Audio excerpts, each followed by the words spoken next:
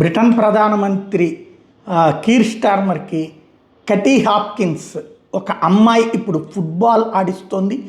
ఆయనతో తనకి కలిగినటువంటి అక్రమ సంబంధాలనాలా, వివాహేతర సంబంధాలనాలా, అలాగే అనైతిక ప్రవర్తన అనాలా, వాటికి సంబంధించి అమ్మాయి సోషల్ మీడియాలో పోస్టులు కాదు, నేరుగా టీవీ స్టూడియోలకు వెళ్ళి కూర్చుంటోంది.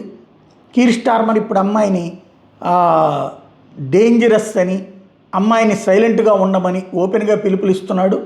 లేదంటే పరువు నష్టం దావా వేస్తానంటున్నాడు, క్షమాపణ చెప్పాలంటున్నాడు.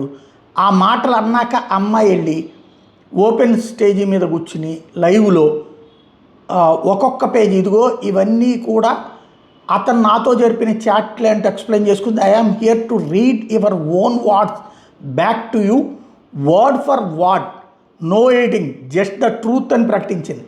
ఆ తర్వాత అమ్మాయి ఒక్కొక్క పేజీ అనౌన్స్ చేస్తూ ఉంటే బిత్తరపోవడం ప్రధానమంత్రి పని అయ్యింది. దాంతో ఇప్పుడు ఆ అమ్మాయి ఆరోపణల నుంచి ఎలా తప్పించుకోవాలో అర్థం కాక తలబట్టుకుంటున్నాడు.